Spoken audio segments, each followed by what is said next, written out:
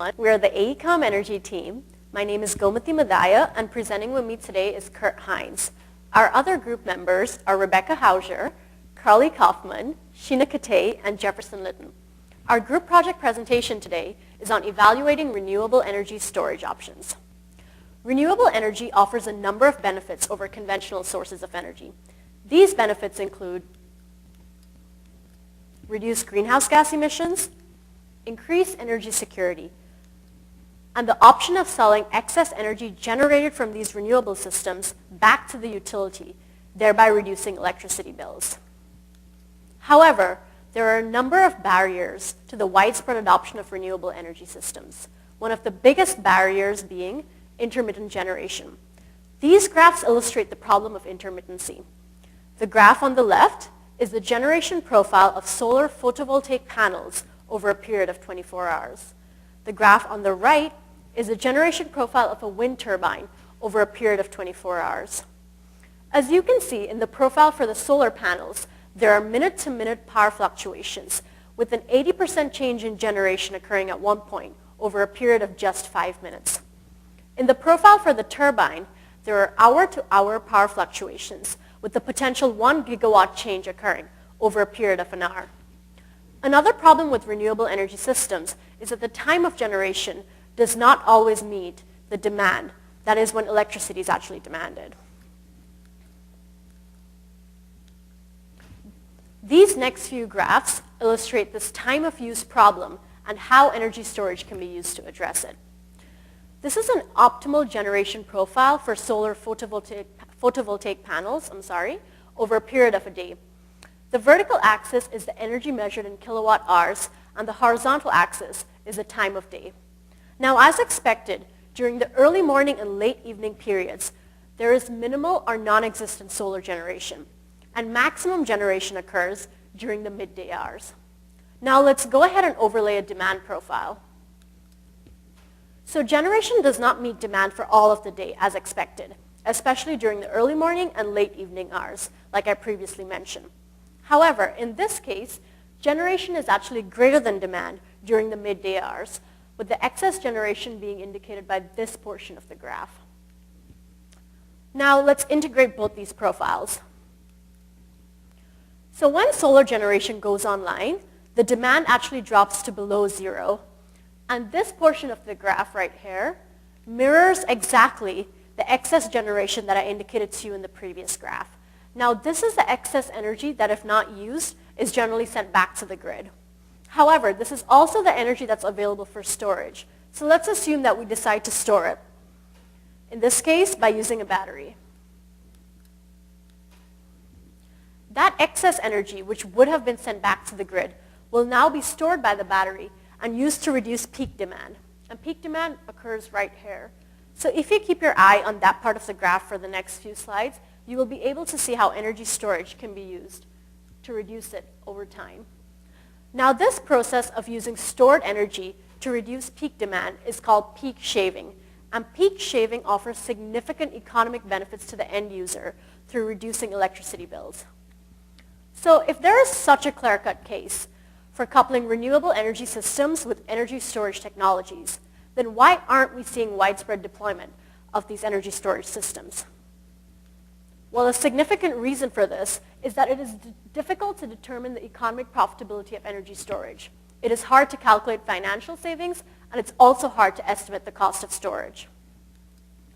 Financial savings depend upon the amount of energy being stored and the time at which that energy is released.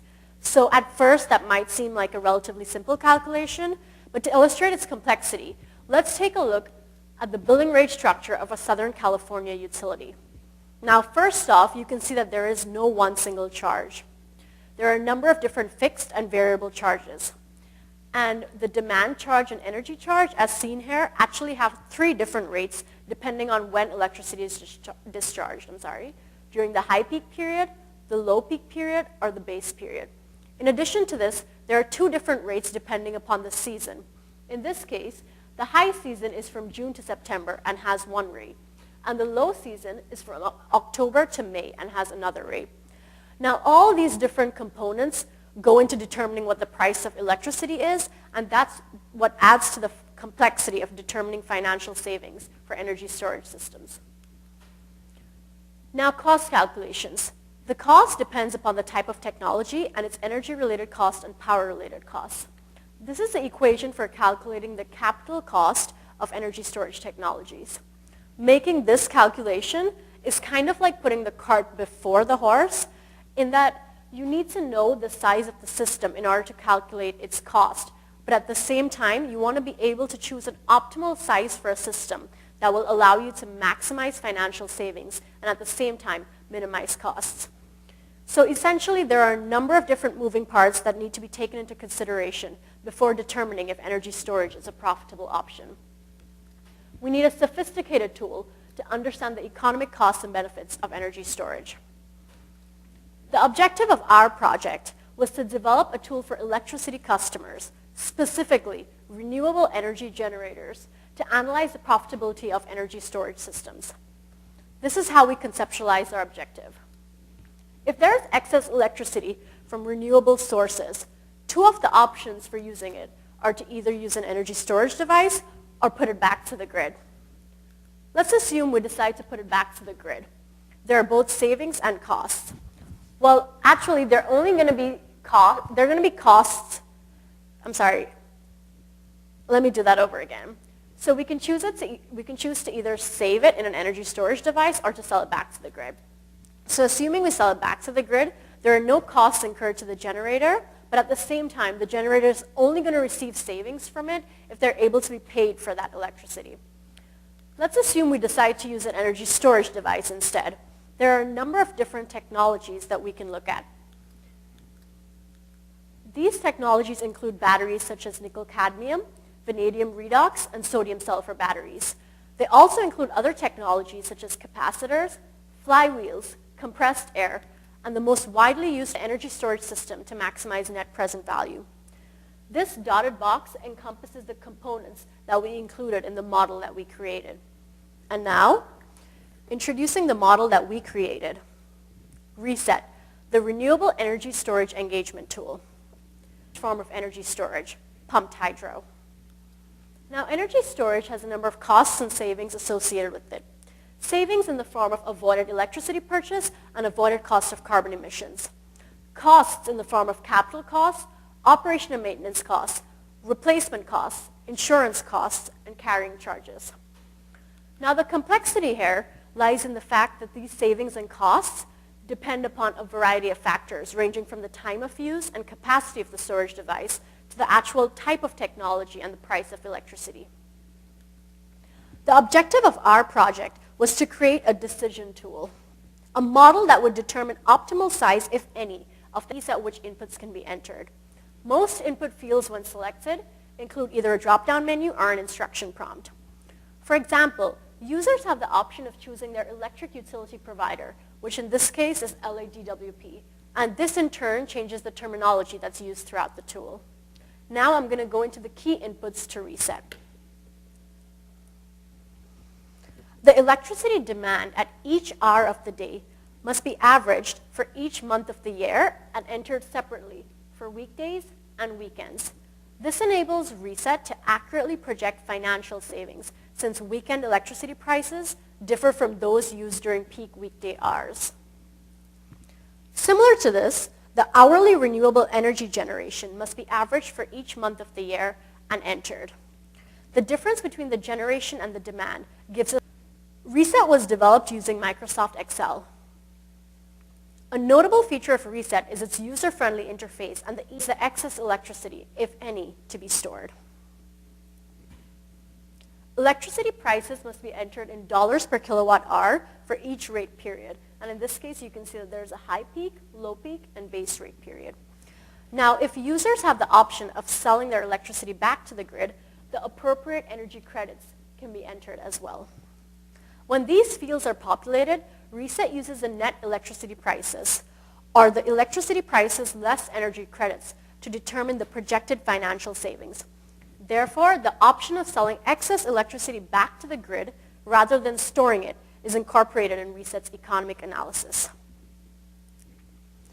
Expected stored energy usage during each rate period. and operation parameters such as storage operating days, operating time per day, duration of storage, and operating days per year must be entered. These parameters help determine which storage devices are technically feasible for the intended application and also affect the cost and savings calculations. Oh, I'm sorry about that.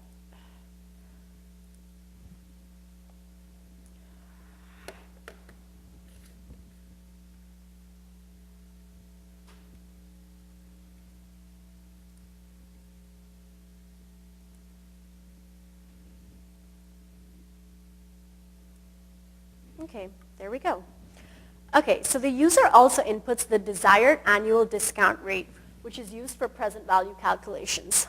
The renewable generation multiplier can also be used to run what-if scenarios by scaling up the current renewable generation profile. So for example, the default of 1 that's used in here means that the current generation profile will be used for the analysis. However, if this number was changed to 2, that would double the current generation profile. Reset also calculates greenhouse gas savings. Selecting the E-grid subregion distinguishes greenhouse gas emissions for different grid regions in the US and also applies the appropriate EPA emissions factor for the greenhouse gas savings calculations.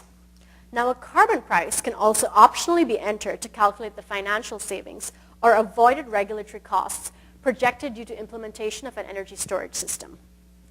Now once all the user data are entered, Reset will maximize the net present value of an energy storage investment by determining the optimal College has to store with their current 2.1 megawatt system. The horizontal axis here has the months of the year, and the vertical axis has capacity for each storage technology. Upon clicking the Optimize button, the results are displayed both graphically and in tabular format.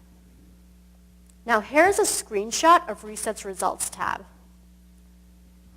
The optimal storage technology is displayed at the top based on maximum net present value. And the table below shows the results for each of the technologies. This chart to the right allows users to better compare battery technologies. The vertical axis plots each battery's 10-year present value, and the size of each bubble illustrates the relative energy density of each technology. Now, energy density is the amount of energy stored per unit mass of the technology, and so a greater energy density is preferred. This next chart visually displays the 10-year projected cash flows for the selected storage technology. The vertical axis shows dollars in present value, and the horizontal axis shows time in years. Negative values represent a cash outlay, whereas positive values represent anticipated cash savings. Now, as shown in this example, for a flooded cell lead acid battery, replacement costs occur in year 6, as indicated by this green bar, and are actually less than the initial capital investment due to discounting. Now this final chart shows cumulative electricity and greenhouse gas savings over the 10-year analysis period, with years 1 through 10 plotted on the horizontal axis. The vertical axis on the left shows electricity savings in kilowatt hours, and the vertical axis on the right shows greenhouse gas savings in metric tons of carbon dioxide equivalent. And now we will go into Reset's application to a real-world case study.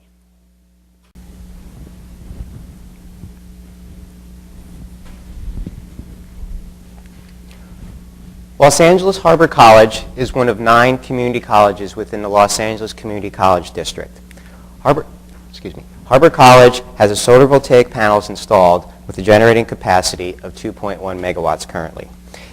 Additional will increase Harbor College's generating capacity to 2.8 megawatts. Part of the existing solar array is shown here. In speaking with Harbor College, we identified the following problems. Harbor College lacks the necessary infrastructure to determine if their solar arrays are generating excess energy. And second, Harbor College is ineligible to receive compensation for excess energy sent back to the grid. So if the solar array is generating excess energy, Harbor College has 2 options. One, they can send it back to the grid without receiving any compensation, or they can find a way to store it and use it on site. Using Reset, we will provide recommendations to Harbor College to best maximize the economic value of the investment in solar generation. The first step in answering this question was collecting energy demand and solar generation data for Harbor College.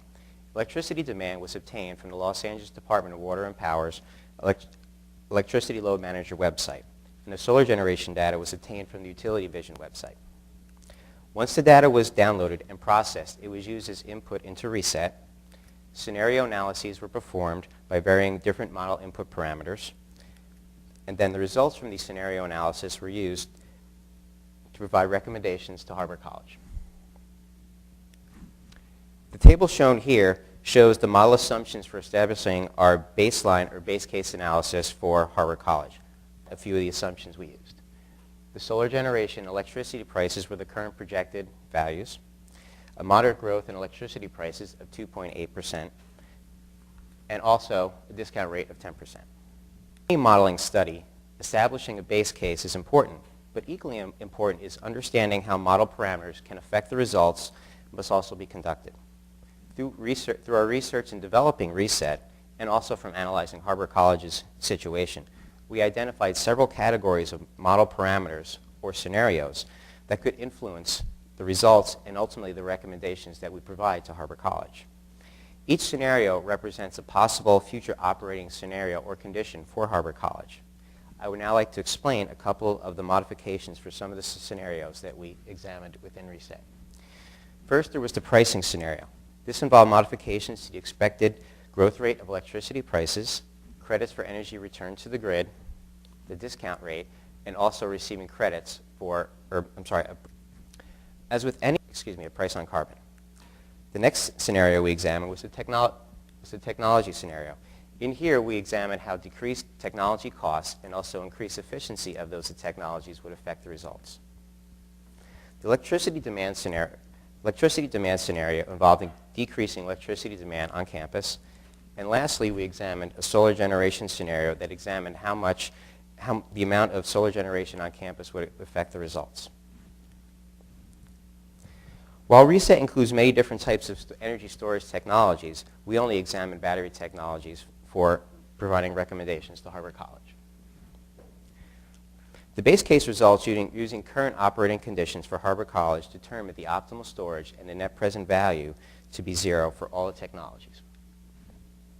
This implies that the cost in investing in an energy storage system exceeded any potential savings that Harbor College would receive.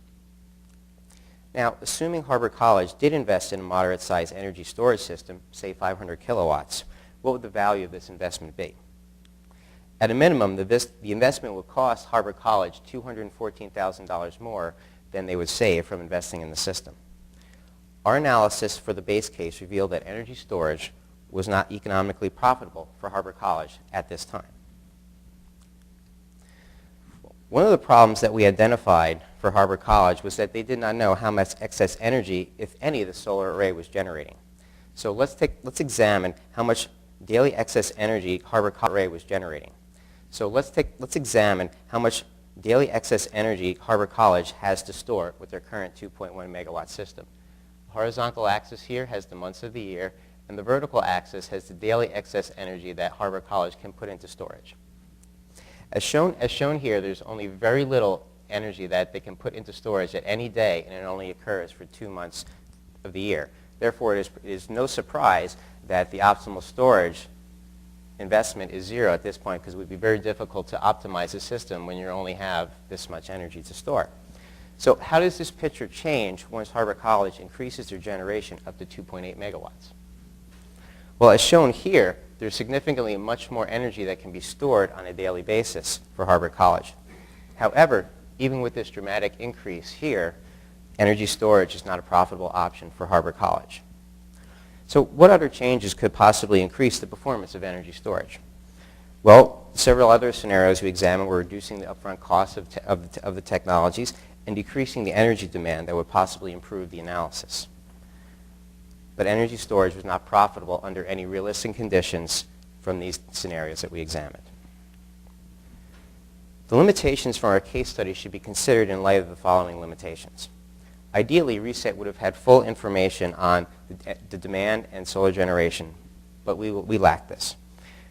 Additionally, energy storage technologies are constantly evolving and providing better performance at lower costs. For reset to continue to provide accurate results, energy storage technology cost data would need to be regularly adjusted for reset. And finally, reset did not calculate non-market benefits such as improved air quality or reduced grid congestion.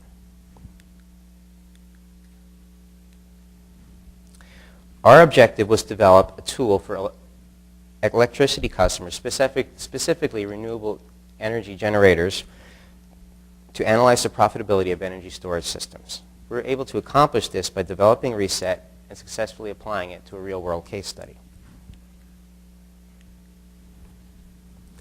Even though investing in energy storage at this present time is not profitable for Harbor College, there are numerous benefits to energy storage that should not be overlooked. Several of these include reduced electricity bills due to its peak shaving capabilities. There is also the possibility of increased penetration of renewable energy from implementing an energy storage system. However, as I said previously, the upfront capital cost is often high and prohibitive. And moreover, determining the potential savings are complicated due to several factors such as complex billing rate structures, information gaps, and the lack of easy-to-use decision tools such as reset. Although energy storage is at present not cost-effective in many applications, energy storage does address many of the limitations currently preventing the widespread adoption of renewable energy technologies. Energy storage applications such as load shifting or peak shaving can help meet electricity demands during all hours of the day with renewable generation. In closing, any path towards a clean energy future must include energy storage to show the benefits of renewable energy and a path towards a clean energy future. And at this time, we would like to take questions from our advisors and then the general audience.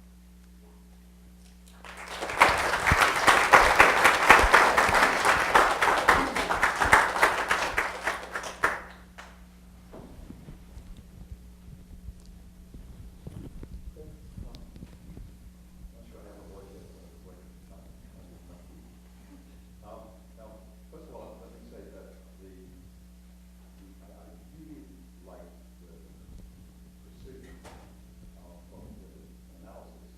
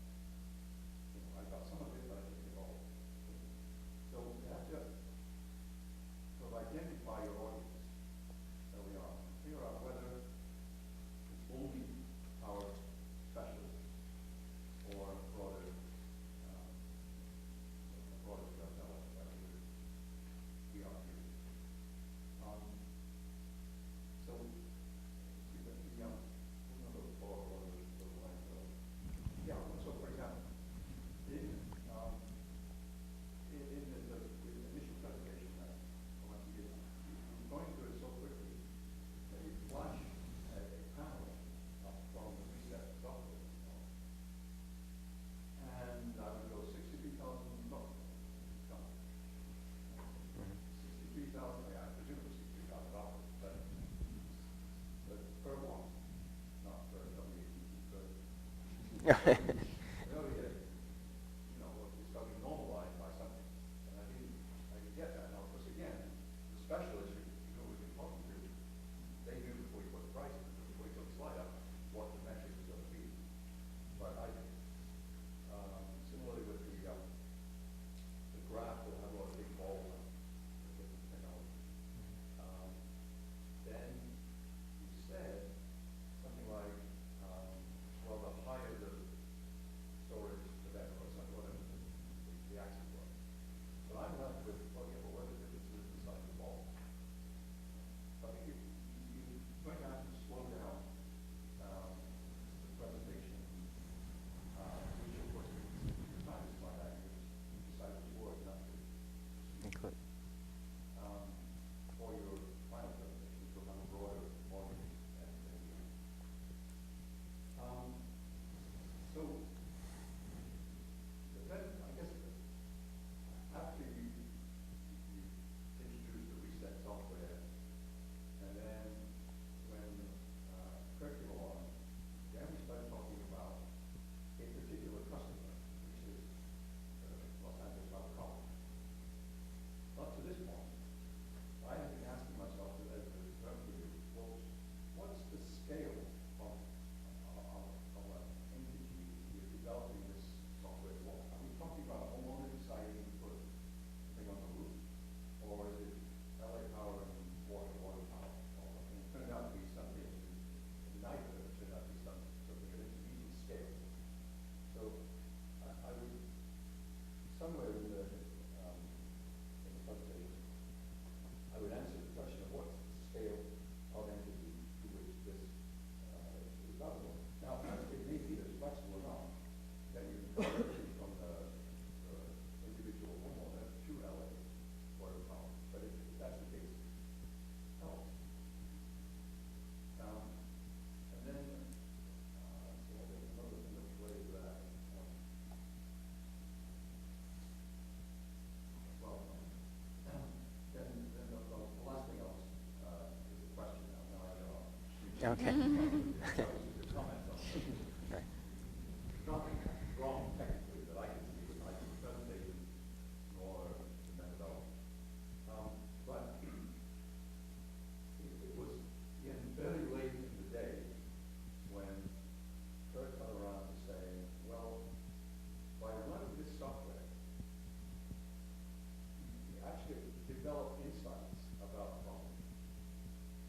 And again, if I were you, I would put that up front. That's much up to that point. What I was hearing was that you developed spreadsheets, and it was all about tools.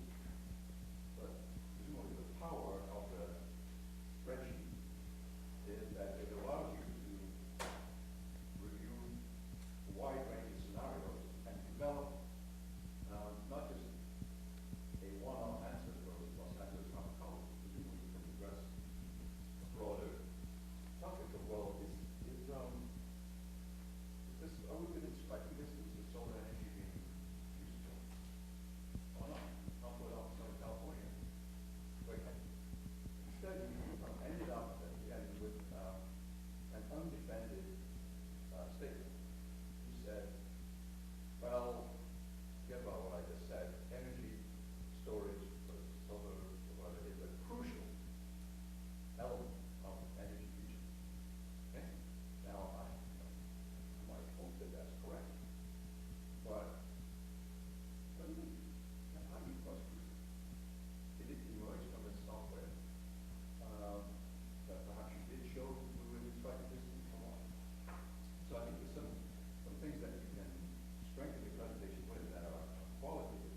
You don't need to do any more analysis. You just need to sort of get the audience focused on what you did and what it's being used for and for who. That's what I leave the presentation. So I don't have a lot of technical questions about, well, what about the net present value of lead acid battery? I seem to be terribly complicated. Terribly.